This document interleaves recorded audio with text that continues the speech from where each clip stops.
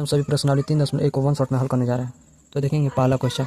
आफ्ताब अपनी पुत्री से कहता है, आफ्ताब अपनी पुत्री से कहता है, 7 वर्ष पूर्व 7 वर्ष पहले मैं तुमसे 7 गुनी आयु का था, अब से 3 वर्ष बाद मैं तुमसे केवल 3 गुनी आयु का रह जाऊंगा।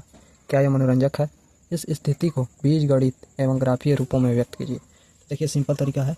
माना कि आफ्ताब का उम्र x, यानी कि आफ्ताब का जो उम्र है x है, और पुत्री का जो उम्र है y 7 वर्ष पहले, यानी कि पहले बोलेगा तो घटा देंगे, ठीक। तो 7 वर्ष पहले आफ्ताब का उम्र बराबर x माइनस 7। और देखिए आफ्ताब का 7 वर्ष पहले पुत्री का उम्र यानी y माइनस 7, ठीक। पूर्व कहेगा, पहले कहेगा तो माइनस करेंगे, ठीक। और देखिए तो x माइनस 7 एक जगह और y माइनस 7 एक जगह। और देखिए यहाँ पे बात बोल रहा था ना कि 7 वर्ष पूर्व मैं तुमसे 7 गुनी आयु का था, ठीक। 7 गुनी आयु का था, ठीक। तो बस देखिए यहाँ पे 7 वर्ष तुमसे यानी आफ्ताब जो है पुत्री 7 गुनी आयु का था, तो इसमें हम लोग 7 से गुणा कर देंगे तो इसके बराबर हो जाएगा, ठीक।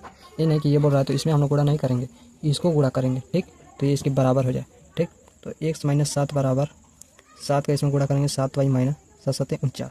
और देखिए x माइनस ये प्लस है इधर तो पक्षांतर कर देंगे बराबर, इधर तो माइनस में हो जाता है। और देखिए माइनस 49 है, ये इधर माइनस है, इधर पक्षांतर करेंगे तो प्लस हो जाएगा। तो x माइनस 7 बराबर 7 में से माइनस 49 घटाएंगे तो माइनस 42, यानी कि x माइनस 7y प्लस 14 बराबर 0, ऐसा भी लिख सकते हैं, ठीक।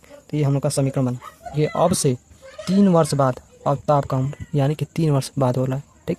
3 वर्ष बाद बोल रहा है यानी कि x प्लस 7 हो जाएगा, ठीक।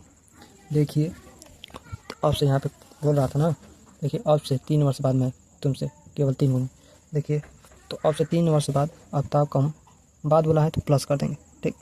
अब देखिए पुत्री का उम्र यानी y प्लस 3, ठीक। तो अब देखिए यहाँ पे क्वेश्चन होता है 3 गुनी आयु का, तो बस 3 गुनी आयु कर देंगे यहाँ पे। तो x प्लस 7 बराबर y प्लस 3 और गुनी 3 गुनी का गुणा इसमें कर देंगे। अब देखिए x प्लस 7 हो जाएगा और x प्लस 3 बराबर 3y प्लस 9 यानी 9। और देखिए x माइनस 3y और 9 माइनस 3 घटा देंगे तो x माइनस 3y माइनस 6 बराबर 0। तो इतना हम लोगों का समीकरण बना, ठीक। ग्राफीय रूप में बोल रहा है तो ग्राफीय रूप में हम लोग बाद में हल करेंगे।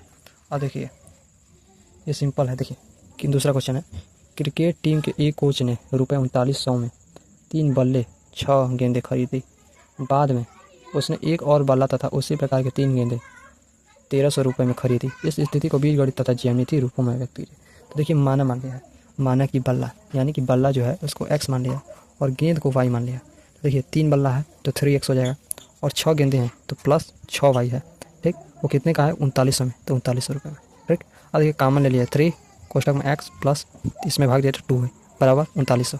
x प्लस 2y ये इंटू में था तो पक्षांतर किया तो भाग में, तो x प्लस 2y बराबर 1300, ठीक। तो x प्लस 2y बराबर 1300 हो गया हम लोगों का। और देखिए क्या बोला है, ये बोला है कि आप देखिए बाद में उसने एक और बल्ला खरीदा, ठीक।